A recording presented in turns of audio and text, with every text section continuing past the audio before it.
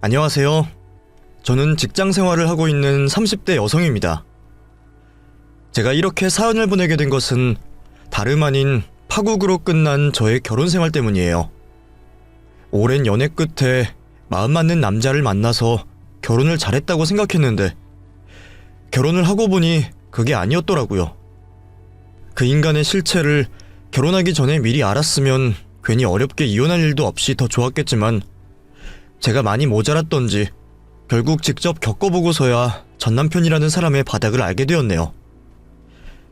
그래도 이렇게 된 마당에 차라리 아이가 생기기 전에 남편의 실체를 알아서 다행이라고 생각합니다. 조금만 더 늦었더라면 어땠을지 홀몸으로 갈라서서 그나마 다행이라 생각은 하지만 지금도 그놈이 저와 저희 엄마에게 했던 짓을 생각하면 속에서 천불이 날 것 같습니다. 그래서 제가 그 사연을 보내게 되었네요. 저희 부모님은 제가 아주 어렸을 적 일찍 이혼을 하셨습니다. 부모님이 이혼을 하신 뒤로 저는 쭉 엄마와 단둘이 살아왔었죠. 그래도 아버지가 뜨문뜨문 기억에 있긴 하지만 제게 아버지의 존재는 그렇게 큰 의미가 아니었습니다. 오로지 엄마가 저의 전부였죠. 엄마는 저를 당당하게 키우고 싶으셨는지 늘 아빠 없이도 잘 살 수 있다고 말씀하셨어요. 그런 말씀만큼이나 혼자 저를 잘 키워내려 노력하셨고 덕분에 저는 엄마의 보살핌 아래에서 큰 어려움 없이 자라날 수 있었습니다. 그 당시 여자 혼자 자식을 키운다는 게 경제적으로도 심적으로도 쉬운 일은 아니었을 텐데 그런 걸 보면 저희 엄마가 얼마나 열심히 살아오셨을지 알 것 같아요. 그래서 저는 늘 그런 엄마에게 감사하고 죄송할 수밖에 없었죠. 아버지라는 존재 없이 서로 의지해서 살아야 했던 저희 모녀에게는 서로가 전부나 다름없었죠. 그래서 저는 엄마 걱정에 한때는 결혼을 안 하고 평생 엄마 옆에 붙어 살 생각이었어요. 정말 그럴 줄 알았던 저도 성인이 되어 대학을 들어가고 취업을 하고 점점 나이를 먹어가게 되었습니다. 그렇게 저도 어느덧 20대 중반이 되어 결혼할 나이에 가까워지게 되자 제가 굳이 바라지 않아도 주변 여기저기에서 소개팅이 많이 들어왔었어요. 그때 저는 지인의 소개로 남자친구를 만나게 되었죠.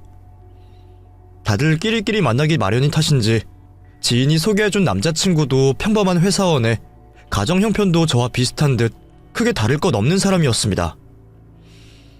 하나 다른 점을 꼽자면 남자친구의 부모님은 두 분 다 계시는 것에 비해 전 이혼 가정에서 아버지 없이 자랐다는 거였죠.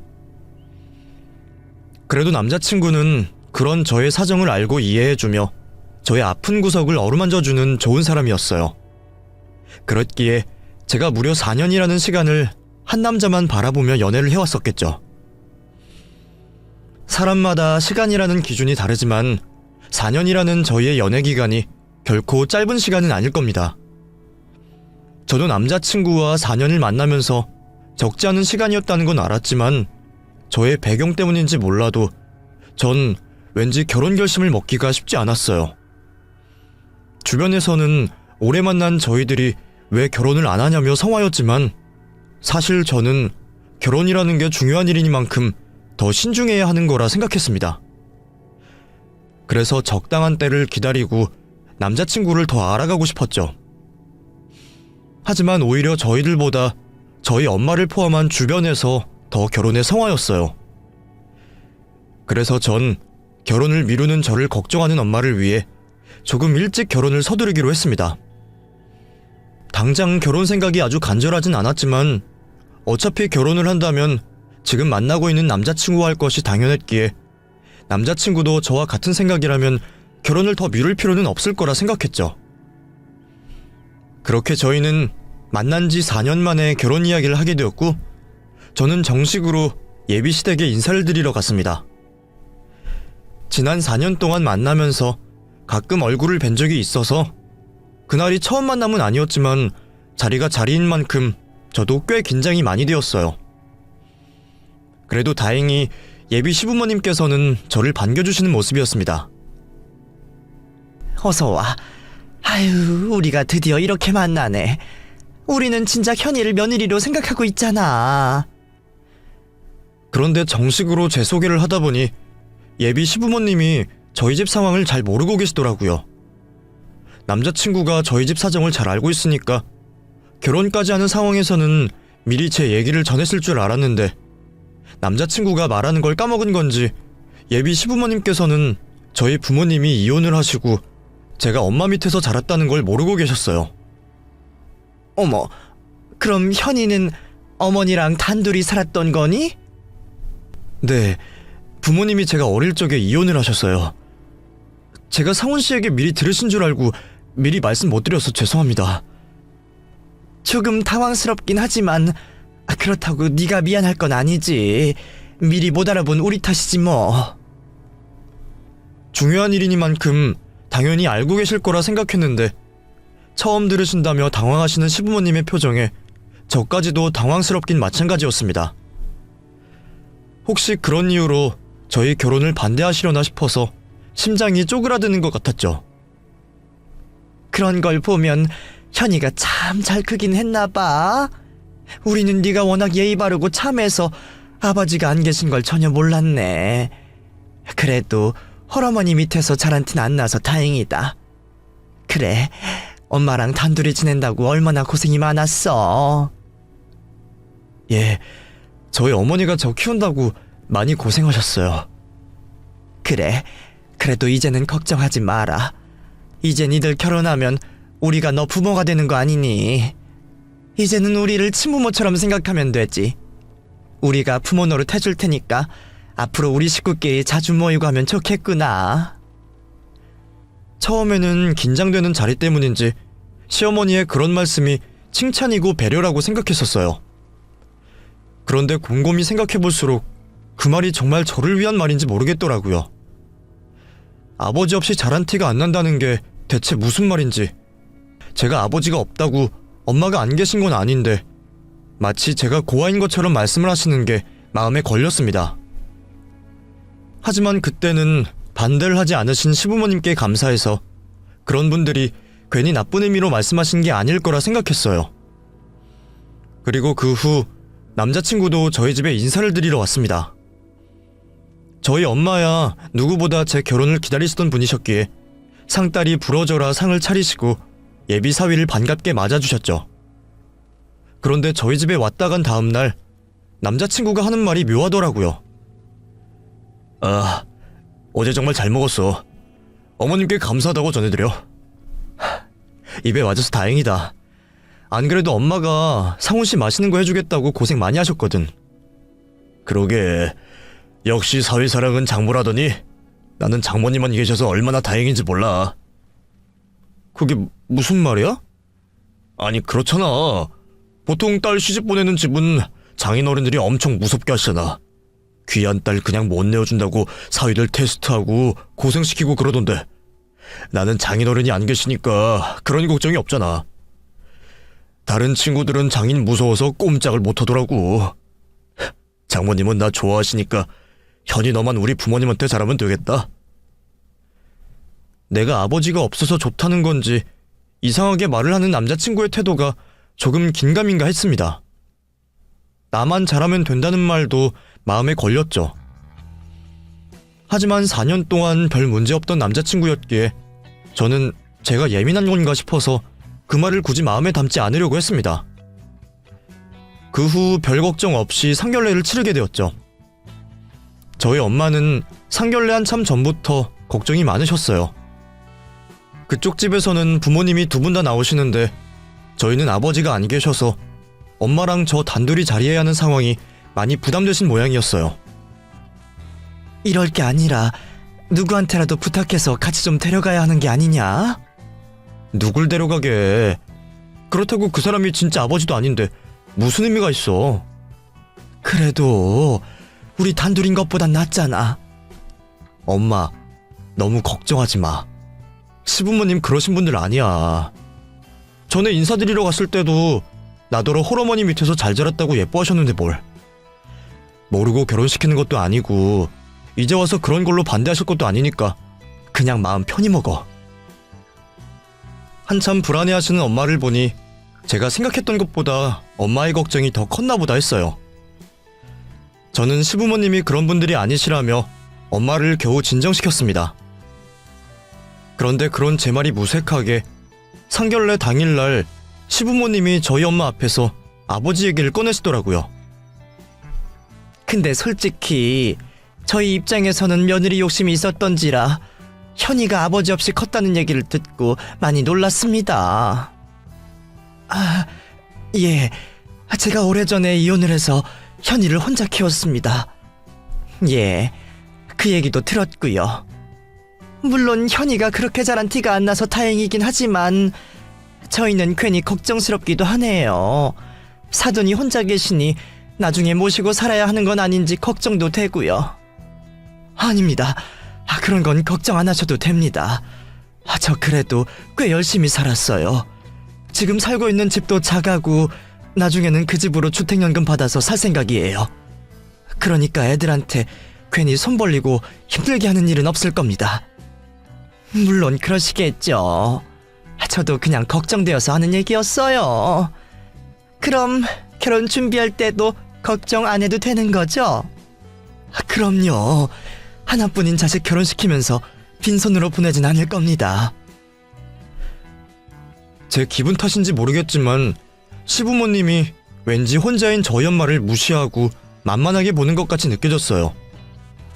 그 앞에서 엄마는 안절부절하며 해명하기만 바쁘셨죠.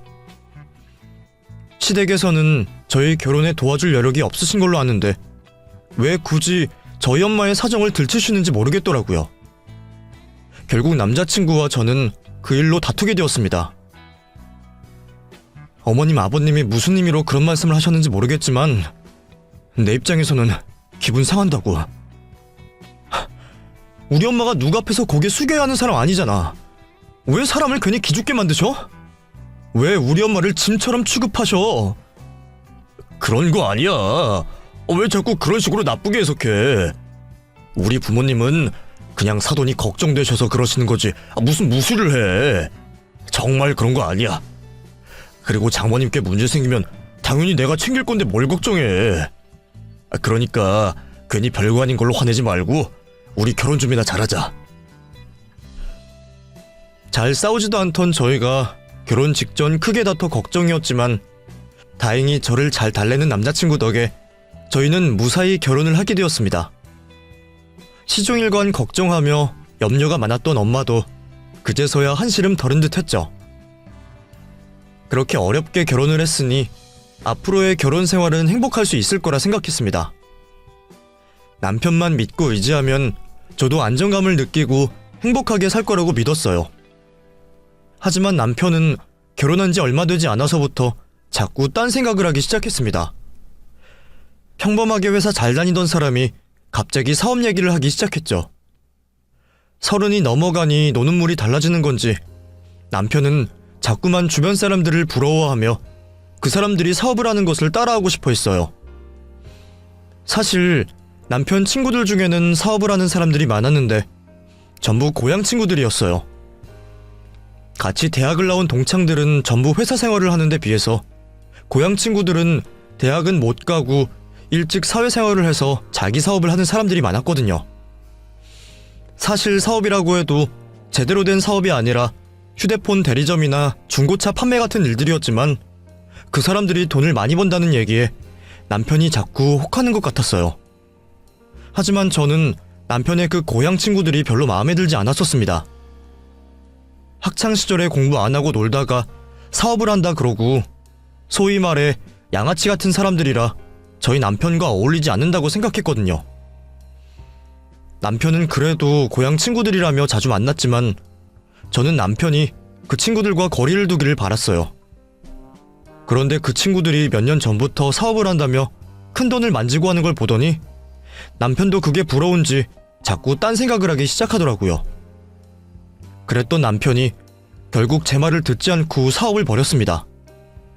심지어 저한테는 퇴사를 알리지도 않고 사표를 내고 말을 했더라고요. 전세살이 하면서 무슨 용기인지 사업을 하겠다는 남편이 걱정스러웠지만 그래도 다행인지 처음에는 남편의 사업이 잘 되는 듯 했습니다. 하지만 역시 미천은 금방 드러나는 법인지 잘 되는 듯 했던 남편의 사업은 얼마 가지 않아 금방 제자리 걸음을 시작하게 되었습니다. 매출이 늘어야 수익이 생기는 건데 늘 똑같은 자리에 있으니 돈이 될 수 없었어요. 그런 와중에 저희 신혼집은 전세 만기가 되었고 집주인은 전세를 올려달라고 했죠. 너무 비싼 전세금을 도저히 마련할 수 없었던 저희는 결국 이사를 가야만 했습니다. 그래서 어쩔 수 없이 집을 알아보러 다니고 있는데 남편이 곧 죽어도 자기 사업장 근처에 집을 구해야 한다고 억지를 쓰기 시작했어요. 그 동네는 지금 살던 곳에 비해 한참 집값이 비싼 동네였는데 말이죠. 집이 가까워야 나도 여유가 좀 있지. 그리고 그 동네가 살기 좋아. 누가 좋은 거 몰라? 그 동네는 우리 예산으로 안 된다니까? 나도 돈만 있으면 좋은 동네 살고 싶지. 근데 지금도 전세금 못 올려줘서 이사 가는데 거기서 집 얻을 돈이 어디 있어. 그러니까 우리도 이참에 장모님께 좀 도와달라고 해서 집을 사자. 그 동네는 사두면 무조건 오르는 동네야. 괜히 전세 전전하면서 마음고생할 바에는 집을 사는 게 좋지 않겠어? 근데 왜 우리 엄마한테 도와달라고 그래? 당신이 이사 가고 싶으면 시댁에 도움 구해야지. 우리 집 사정 몰라? 우리 부모님이 그럴 돈이 어디 있어. 아직 노후 준비도 못 하셨는데. 그럼 우리 엄마는? 우리 엄마도 여유 없어. 장모님은 지금 살고 계신 집이 있잖아. 어차피 장모님 그걸로 주택연금 받으실 거라며. 그거 연금 빼고 나머지 돈만 돌려주는 거 알고 있었어? 그러면 나중에 자식들이 물려받을 돈은 하나도 없는 거야. 그러니까 장모님 살고 계신 집 팔아서 다 같이 살 집 구하고 장모님은 우리랑 같이 지내시면 되잖아. 말도 안 되는 소리 하지 마. 왜 우리 욕심 부리자고 괜한 엄마를 건드려. 집 사고 투자하고 싶으면 당신 돈으로 해. 아니면 시댁에 도와달라 하던가. 그리고 다시는 이런 얘기 꺼내지도 마. 그땐 나 정말 화낼 거야. 투자 명목으로 비싼 동네에 집을 사고 싶다던 남편은 노후 준비도 안 되어 있는 시댁에는 도움받을 수가 없으니 대신 저희 엄마에게 도움을 구하려 했습니다. 혼자 잘 살고 계신 엄마를 모시니 많이 하면서 말이죠. 당연히 저는 화를 내며 그런 남편을 말렸고 남편도 더 이상 말을 꺼내지 않고 잠잠하기에 저는 남편이 제 얘기를 잘 알아들은 줄만 알았습니다. 그런데 그게 아니었더라고요. 제가 호락호락하지 않으니 직접 저희 엄마를 설득할 생각이었는지 저 몰래 엄마를 찾아가 집 얘기를 꺼내고 엄마를 설득했습니다. 엄마도 굳이 혼자 편히 지내던 집을 팔고 싶은 생각은 없으셨겠지만 하나뿐인 딸을 위해 사위의 말을 거절하지 못하셨겠죠. 그 일을 알게 된 저는 곧장 엄마를 찾아갔습니다. 엄마, 남편한테 집 팔아서 돈 주기로 했어? 왜 그랬어? 강서방 말 들어보니 괜찮은 생각인 것 같던데 강서방 말대로 하자. 사위가 장모 모시고 살겠다는데 고마울 일이지. 그렇다고 엄마 살던 집을 팔겠다고 하면 어떻게 해? 그 대신 더 좋은 집 들어가는 거 아니냐. 엄마야 자식 잘 되면 좋은 일이고 니들 덕에 그런 곳에 살아보면 좋지. 너는 엄마랑 같이 사는 게 싫어? 그건 아니지만 엄마한테 무리한 부탁을 하니까. 사실 나도 나이 먹어서 혼자 살 생각에 무서웠는데 강서방이 먼저 그렇게 말해줘서 고맙지. 곧 너희 아이도 가질 텐데 내가 옆에서 봐주고 하면 좋지 않겠어? 엄마가 저렇게까지 말을 하시니 저도 좋게 생각을 하기로 했어요. 엄마도 나이가 들어가시고 있으니 가까이에서 모시고 사는 게 훨씬 더 좋겠다고 생각했죠. 엄마는 저와 대화를 한 다음날 집을 내놓게 되었고 남편과 저는 이사갈 집을 알아보게 되었습니다. 아무래도 제가 퇴근을 하기 전까지는 회사에 묶여있으니 저는 인터넷과 부동산 앱으로 우리 세 가족이 지낼 만한 곳을 알아봤죠. 그리고 괜찮은 집들을 추려 남편에게 공유를 했습니다. 사업을 하고 있는 남편이 저보다는 시간적 여유가 많아 낮에 부동산을 돌아볼 수 있었거든요. 그렇게 저희끼리 분담을 하며 부동산을 돌아다녔죠. 얼마 뒤 엄마의 집이 팔리게 되었고 엄마는 필요한 짐들을 가지고 저희 집으로 들어오시게 되었어요. 가구와 큰 짐들은 이사를 갈 집이 정해지기 전까지 컨테이너에 보관을 하기로 했고요. 이사 준비하느라 정신이 없었지만 이사를 가기 전 맛보기처럼 하게 된 엄마와 한집살이가 재미있고 행복하기만 했죠. 그런데 엄마는 저희와 한 집에서 같이 살게 된 게 아직 어색하신 것 같았습니다. 자신 때문에 저희가 집을 좁게 쓰는 것 같아 불편하겠다며 이사를 하기 전까지 이모 댁에 가게 시켰다고 했죠. 아파트에서 혼자 넓게 지내시다 비좁은 집에 사람들까지 북적거리니 불편하실 만도 했습니다. 그래서 제 생각에도 그게 나을 것 같았어요. 그렇게 엄마는 이모 댁으로 잠시 동안 지내시게 되었고, 저와 남편은 하루라도 빨리 이사갈 집을 구하기 위해 더 열심히 집을 알아보고 다녔죠. 얼마 후 엄마에게 집을 판 돈을 받은 남편이 적당한 집을 구했다며 그날 계약을 했다고 연락이 왔어요. 순간 황당하고 화가 나더라고요.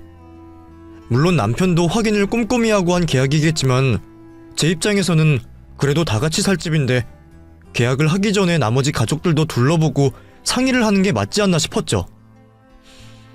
회사에서 열을 내며 전화를 할 수 없으니 우선 알겠다고 하고 전화를 끊었습니다.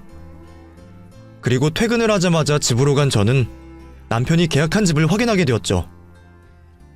그런데 계약서에 작성된 주소지가 고가의 브랜드 아파트였습니다. 엄마가 집을 판 가격을 알고 있던 저로서는 불가능한 계약이라고 생각이 들었어요. 저희가 돌려받을 전세금과 엄마가 집을 판 돈을 합쳐도 이 아파트를 매매할 가격이 안 되는 걸 알았기에 전 남편에게 어떻게 된 거냐며 물어보게 되었죠. 뭐야? 돈이 어디서 났길래 이 아파트를 계약했어? 혹시 당신 아버님께 돈 받았어? 아니, 우리 가진 돈으로 충분해. 이제 잔금만 치르면 끝이야. 무슨 말이야? 여기 가격이 얼마인지 내가 뻔히 알고 있는데. 우리가 이 동네에서 구할 곳이 빌라 말고 어디 있어. 그래서 난 우리 집 구할 때 여기는 들여다보지도 않았어. 뭐야, 솔직히 말해. 나머지 돈이 어디서 났는데? 왜 사람 말을 못 믿어? 계약서 다시 봐봐. 그 정도 평수는 우리가 가진 돈으로 충분하다니까. 남편이 하는 말에 계약서를 다시 자세히 들여다보니 그제서야 평수가 제 눈에 들어왔습니다. 그런데 아무리 봐도 평수가 작아도 너무 작았어요. 우리 두 식구라면 모르겠지만 엄마까지 포함하면 절대 같이 지낼 수 없는 평수였습니다. 저희가 전셋집에 가지고 있는 집을 버리고 가야 하는 평수인데 지금도 좁아서 엄마가 잠시 이모 댁에 가 계신 와중에 어떻게 이 평수에 세 사람이 사는 건가 싶었죠. 이게 뭐야? 당신 지금 제정신이야? 이 평수에서 어떻게 사람 셋이 살아? 우리가 지금 들어가기도 불편하겠는데. 사람 말 좀 끝까지 듣고 말해. 사실 어머님께서 나한테만 말씀하신 게 있었어. 갑자기 이모님 댁 가신 거 말이야. 어머님이 우리 생각해서 앞으로 이모님과 사시겠다고 가신 거야.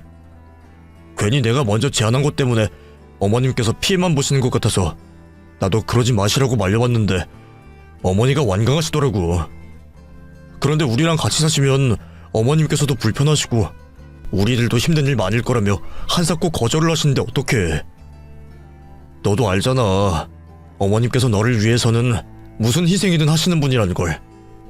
당신한테 말하고 어머님 설득시키려고 했는데 어머님께서 절대 그러지 말라고 신신당부하셨어. 너한테 말할 거면 이사갈 집 구한 다음에 말하라고. 그래서 이렇게 된 거야. 마침 평수는 적지만 여기 아파트가 나와 있길래 누가 먼저 계약하기 전에 내가 한 거고. 나도 어머님 생각하면 영 불편하긴 한데 우리 좋게 생각하자. 어머님 덕분에 우리가 브랜드 아파트에도 살아보게 됐잖아. 엄마라면 저를 위해서 그런 생각과 행동을 하실 만한 분이라고 생각이 들었습니다. 하지만 아무리 저를 위해서 한 행동이라고 하더라도 이번에는 희생의 정도가 너무 심하다고 생각이 들었어요.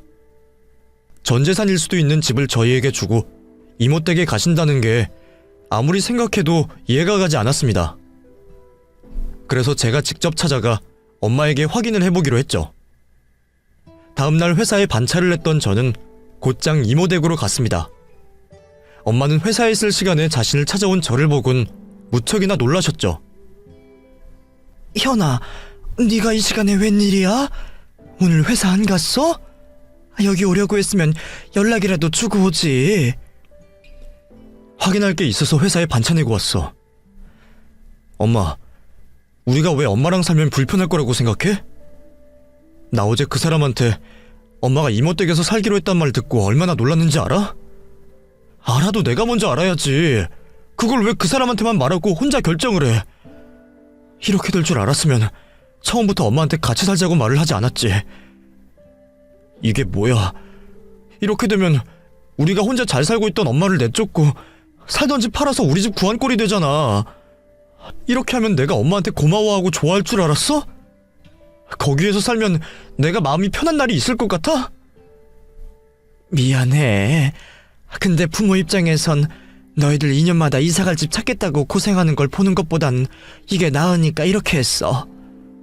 또 아이도 없는 부부 사이에 늙은 노인네가 껴들어서 뭐하겠니?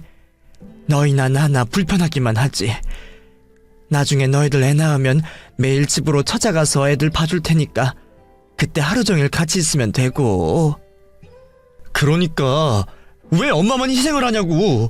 지금까지 평생 나 때문에 희생만 한 사람이. 이모랑 사는 건 좋은데 그러면 집을 판 돈으로 좋은 거 먹고 브랜드 옷도 사 입고 그래야지. 왜 우리 집관인데 전 재산을 주냐고. 우리가 집을 좁은 곳으로 가더라도 엄마한테 돈 다시 돌려줄게. 그런데 저희 모녀의 대화를 옆에서 듣고 계시던 이모가 탐탁지 않은 표정을 하시며 한숨을 쉬셨고 더는 자리에 못 있겠다는 모습으로 집을 나가셨습니다. 저는 이모의 그 모습이 좀 이상하게 느껴졌어요. 왜 사람 촉이라는 게 있잖아요. 뭔가 저희에게 하고 싶은 말이 있으신 것 같은데 차마 그 말을 하지 못하시니 밖으로 나가시는 것 같았습니다. 제가 모르고 있는 일이 있을 수도 있겠다 싶었던 저는 엄마에게 확인을 해보기로 했어요. 엄마, 우리 집에서 나와서 따로 살겠다는 거 진짜 엄마가 먼저 그 사람에게 제안한 거야? 혹시 그 사람이 엄마한테 눈치 준 거 아니고? 어? 넌 무슨 소리를 하는 거야? 강서방이 엄마한테 눈치를 주긴 왜 줘? 정말이야? 근데 나 이제 와서 생각해보니까 갑자기 엄마가 태도를 바꾼 게 이해가 안 되는데? 엄마가 나한테 이런 일을 가지고 말 안 할 사람이 아니잖아. 그것도 나한테 거짓말까지 하면서. 방금 전까지 옆에 있던 이모 얼굴 표정도 그렇고. 갑자기 결심한 게 아니라니까. 네가 이럴 줄 알고 한 거야. 이모는 내가 답답하니까 그렇겠지. 그럼 이모 데리고 와서 물어볼까? 엄마한테 무슨 얘기 들은 적 없냐고? 현아, 뭘 그렇게까지 하니? 이모가 알면 뭘 알고 있다고. 평소 거짓말을 못하던 엄마는 제가 집요하게 일이 이렇게 된 것에 대해 물어보자 점점 당황해했습니다. 이전의 한 말들까지는 미리 준비를 하고 연습을 한 것 같아 보였는데 예상하지 못한 제 질문에는 대답을 정확하게 못하고 넘기려고 했죠. 계속해서 아무 일도 없었다는 엄마와 집요하게 입씨름을 이어갔어요. 하지만 저는 물러서지 않았고 한참 동안 엄마와 입씨름을 이어가고 있던 도중 갑자기 엄마가 눈물을 보이시며 이내 남편과 있었던 일들을 전부 다 말해주셨죠. 남편이 저에게 했던 말들은 전부 거짓말이었습니다. 엄마는 남편에게 협박이나 마찬가지인 말을 듣고 쫓겨난 거였어요. 네가 회사에 있을 때 강서방이 집으로 왔다. 난 뭘 놓고 와서 가지러 온 줄 알았는데 나보고 할 말이 있다고 하더구나. 그때까지만 해도 난 우리 같이 살 집에 대해서 말을 하는 줄 알았어. 근데 나보고 네 이모 댁이 멀리 있냐고 물어보는 거야. 가까이 있다고 하니까 그러면 거기 가서 지내면 안 되겠냐고 하더라고. 난 처음에 이사 준비 때문에 그런 줄 알았지. 그런데 그 다음에 말을 이상하게 하는 거야. 근처에 아파트 매물이 나와서 계약을 했는데 나랑 같이 살 수 없는 평수이니까 이모 집에 가서 생활하라고. 무슨 말이냐고 했더니 나더러 이해 좀 해달라고 하더라. 이제 살 날도 얼마 안 남은 사람이 자식들 앞에서 욕심부리면 되겠냐고 하면서 널 위해서라도 이렇게 해줘야 한다고. 아무리 형제라고 해도 어떻게 내 짐 다 들고 이모 집으로 들어가겠나 싶어서 내가 무슨 말이냐며 따져 물었어. 그렇게 할 거면 돈을 다시 내놓던지 아니면 내가 살만한 집이라도 구해주던지 둘 중에 하나는 해줘야 나도 살지 않겠냐고. 그런데 돈이 없다고 하면서 안 되겠대. 그러더니 나더러 하나뿐인 딸 이혼녀 만들 거냐며 너를 가지고 협박을 하는 거야. 나 하나 희생하면 네가 좋은 아파트에서 마음 편히 살아간다고 생각하니 그러는 게 맞겠다 싶더라. 강서방이 끝까지 입 다물고 있으라고 해서 그냥 그러기로 했어. 그러다 이렇게 된 거고. 근데 현아, 엄마는 괜찮아. 그러니 이번 일로 강서방이랑 다투려고 하지 말고 좋은 집에서 잘 살아. 그게 나한테 효도하는 거고 엄마 행복하게 만드는 거야. 내가 한번 이혼을 해봐서 알잖니. 너가 나와 같은 인생길 걷는 걸 볼 수 없다. 나중에 잘 되어서 엄마 집 하나 구해주면 되지. 그러니까 너도 이번 일 모른 척하고 있어. 엄마는 저보고 이번 일에 대해 듣고도 모른 척하고 있으라 말했지만 제가 어떻게 사실을 다 알고서도 가만히 있겠어요. 엄마 입에서 모든 사실들을 듣게 된 저는 저를 말리는 엄마의 손을 뿌리치고 남편이 있는 집으로 향했습니다. 당장 이혼을 하더라도 우리 엄마의 피 같은 전 재산을 그 쓰레기 같은 남편놈에게서 돌려받아야 했죠. 집에 도착한 저는 시치미를 뚝 떼고 소파에 앉아 TV를 보고 있는 남편놈에게 우리 엄마 돈을 돌려달라 했습니다. 돈 내놔 이 사기꾼아. 네가 우리 엄마한테 사기쳐서 받은 돈 내놓으라고. 당신 왜 이래? 그리고 내가 무슨 사기를 쳐? 그럼 사기꾼 아니야?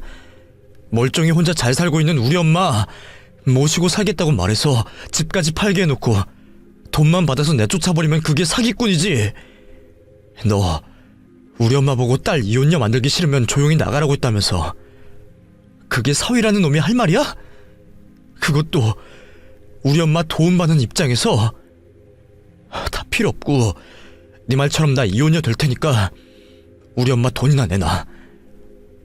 현아, 우선 진정 좀 하고 내 말 좀 들어봐. 아 다르고 다르다고. 내가 전하려고 했던 게 장모님께 잘못 전달된 것뿐이야. 내가 어떻게 된 일인지 설명해줄게. 그러니까 처음 우리가 계획한 대로 세 식구가 같이 살 집을 알아보고 다녔어. 당신이 보내준 집들 돌아다니면서 말이야. 그러다 한 부동산에서 신혼부부 같은데 큰 집만 알아보냐고 작은 평수대 집은 안 되냐고 물어보는 거야. 왜 그러냐고 했더니 마침 우리가 계약한 그 아파트가 딱 시세 대비 저렴하게 나왔다면서 계약 꼭 하라고 하더라고. 당신도 알 거 아니야. 요즘에 아파트 가격 얼마나 금방 뛰어오르는지. 집이 좀 작긴 한데 우리가 가진 돈에 딱 맞춰 구매할 수 있다고 하니까 우선 계약을 한 거지. 근데 당신 생각해봐. 요 몇 달 사이 가격이 뛴 금액만 해도 몇 천이야. 그러면 앞으로는 얼마나 더 오르겠어. 어차피 우리도 나중에 아이 나면 더 큰 집으로 이사가야 하잖아. 그때 차익으로 더 큰 집 구해서 장모님도 모시고 오면 되는 거야. 그런 의미로 장모님께 이모님 댁으로 가시면 어떻겠냐고 여쭤보게 되었고 장모님이 고민을 하시길래 설득시키는 말을 전하다 잘못 전달되게 된 거라니까. 당신 이혼녀 만들고 싶으냐고 말한 게 아니라 상황이 안 좋아져서 당신이랑 나랑 이혼을 해야 할 상황이 생길지도 모르니 빌라보다는 가치가 높은 아파트를 구입해서 보험으로 쓰려고 한다, 이런 말이었어. 말도 안 되는 소리였죠. 어느 누가 이혼할 수도 있는 상황이라고 하는 말을 이혼녀를 만들고 싶냐라고 오해를 하겠어요. 저는 그런 남편의 말을 애써 들어줄 생각도 없이 엄마 돈이나 당장 내놓으라고 화를 냈습니다. 이미 엄마에게서 사실을 들었을 때부터 이혼 결심을 했었기에 전 돈만 돌려받으면 남편에게 더는 볼 일이 없었습니다. 그런데 그때 저희 집 초인종이 울렸어요. 무시를 하려고 했지만 계속 울려대는 소리에 결국 문을 열 수밖에 없었죠. 다투는 소리 때문에 이웃집에서 올라왔구나 싶어서 사과를 하려고 현관문을 열었던 저는 찾아온 상대방의 얼굴을 본 순간 머리가 새하얘졌습니다. 제가 전혀 생각지도 못한 사람이 서 있었거든요. 바로 저희 아빠였어요. 제가 결혼을 한다는 소식을 듣고 한번 찾아온 적은 있었지만 사실상 지금까지 연을 끊고 살아왔던 아빠였습니다. 그런 아빠가 저희 집 앞에 있는 그 상황이 당황스럽기만 했죠. 아빠? 아빠가 여길 어떻게 알고 찾아오셨어요? 인사는 나중에 하자. 우선 네 남편놈한테 내가 볼 일이 있어서 먼저 너에게 미안하다고 말하마. 내가 네 남편놈 손 좀 봐줘야겠어. 아빠는 저를 현관에 세워둔 채 집 안으로 들어갔습니다. 그리고 누구인지 몰라 어리둥절하고 있는 남편의 뺨을 사정없이 내리쳤죠. 누구시길래 남의 집에 신발을 신고 들어옵니까? 얼른 신발 안 입 꽉 다물어라. 안 그러면 너 이빨 다 나가니까. 통성명은 다 맞고 나서 하는 걸로 하고 우선 좀 맞자. 남편은 자신보다 덩치가 2배는 더 큰 저희 아빠에게 정신을 차리지 못하도록 뺨을 맞고 있었어요. 정신을 차리고 아빠에게 대항을 하려고 했지만 힘에서 상대가 되지 않았습니다. 나중에는 반항할 힘도 없는지 뺨을 맞으며 온 집안을 뒹굴고 있었죠. 그리고는 숨을 고르시는 아빠가 잠시 틈을 보이자 남편은 재빨리 도망을 치곤 경찰에 신고를 하겠다 말했습니다. 당신 뭐하고 있어? 남편이 맞고 있는데 뭘 멀뚱히 쳐다만 보고 있어. 얼른 경찰에 신고해. 당신 누구랑 나를 착각했는지 모르겠는데 사람 잘못 골랐어. 나 웬만한 합의금 아니면 절대 합의 안 해줄 거거든. 뭐하러 전압이 나가게 신고를 하냐? 내가 경찰인데. 자, 경찰 공무원증 확인해봐. 너 이 새끼 지금 사기죄로 체포당하는 거야. 알아? 네가 내 아내 돈 가지고 사기친 거 다 들었어. 너 우리 아내 꼬드겨 집 한 돈으로 네 집 샀다며. 그 전에 한 약속 다 어기고 협박까지 하면서. 너가 맞은 거 내가 수사하는 데 있어 공무집행 방해를 해서 맞은 거라고, 이 새끼야. 아빠는 엄마에게 모든 이야기를 다 들었다고 했어요. 그 전까지 단 한 번도 교류가 없었던 두 분이라 전 놀랍기만 했죠. 두 분이 나쁘게 헤어진 사이는 아니었어요. 경찰이었던 아빠는 자신이 하는 일을 자랑스러워하셨고 그래서 더 열심히 하셨던 분이었죠. 그러다 보니 가정에는 소홀할 수밖에 없었습니다. 얼마 없는 쉬는 날도 경찰서에서 숙직을 하시고 가족들과 시간을 보내는 휴일에도 전화만 오면 현장으로 뛰어가시니 엄마 입장에서는 속이 상할 수밖에 없었죠. 제가 자라면서 아빠의 존재가 더욱더 필요해질수록 엄마의 불만은 커져만 갔죠. 결국 참다 못한 엄마가 아빠에게 마지막으로 기회를 주었다고 해요. 적어도 휴일만큼은 일 생각 없이 가족과 지내는 걸로 약속을 하셨다고 했죠. 그런데 아빠는 그 약속을 어겨버리고 말았습니다. 경찰과 사람으로서는 좋은 모습일지도 몰라도 엄마가 원하는 한 가정의 남편은 아니었고 결국 이혼을 하시게 된 거죠. 이혼 후에도 아빠가 잘못을 구하며 우리의 주위를 맴돌았지만 아빠를 반대하는 강경한 모습의 엄마로 인해 우리 모녀 근처에 얼씬도 못했습니다. 그러다 제 결혼 소식을 듣고 다시 우리 두 모녀의 주위를 맴돌던 아빠는 엄마가 집을 팔았다는 걸 알게 되었다고 했죠. 그러다 짐을 들고 저희 집에서 내쫓기는 엄마를 보게 된 거고요. 무슨 상황인지 궁금했지만 엄마 때문에 근처에 갈 수가 없었고 주위를 맴돌며 지켜보기만 했다고 합니다. 그때 이모댁을 화가 난 채로 나가는 저를 보게 되었고 제 뒤를 따르며 울고 있는 엄마를 보곤 직접 개입을 하시게 된 거죠. 엄마는 모든 사실을 아빠에게 말을 하게 된 거고요. 너 이 새끼 장모한테 사기치면 친족이라 문제가 없을 거라고 생각하나 본데 동거하지 않는 친족의 재산범죄는 피해자 고소만 있으면 공소 제기를 할 수가 있어요. 알아? 그러니까 네가 내 아내에게 현아 이혼 들먹이면서 말했던 게 협박, 돈을 건네받기 전에 약속했던 내용을 어기고 장모를 내쫓아낸 게 사기라는 말이야. 사기꾼 놈 잡는 건 내일이고. 아빠의 말에 남편은 잔뜩 겁을 먹은 모습이었습니다. 아빠와 눈도 못 마주치며 잘못했다고 했죠. 죄송합니다. 제가 아버님을 몰라 뵙고 실수를 했네요. 장모님 일도 제가 무조건 잘못했습니다. 최대한 빨리 어머님께서 아무런 손이 없으시게 재산에 대해 원상복구해 놓겠습니다. 원상복구? 네가 뭘 어쩔 건데? 같은 동네 비슷한 평수로 집을 구해 놓겠습니다. 그게 끝이야? 그러면 우리 딸이랑 내 아내 마음의 상처는 어떻게 할 거고? 이혼하고 정신적 손해배상 받는다고 마음의 상처까지 원상복구되는 건 아니잖아. 그러면 제가 뭘 어떻게... 아직 계약 전이라고 하지 않았나? 어차피 우리 아내한테 돈도 돌려줘야 하고 그런 방법이 있을 것 같은데. 아빠는 정확하게 말만 하지 않았지 집을 내놓으라는 듯이 말을 하고 있었습니다. 남편도 이를 알아차린 것 같았어요. 네, 무슨 말씀인지 알겠습니다. 계약서 다시 작성하죠. 돈도 돌려드리고요. 그렇게 하면 괜찮을까요? 결국 남편은 계약한 집을 포기하고 명의를 엄마에게 돌려주었죠. 어차피 엄마가 집을 판 돈이 아니었다면 구할 수도 없었던 집이었지만요.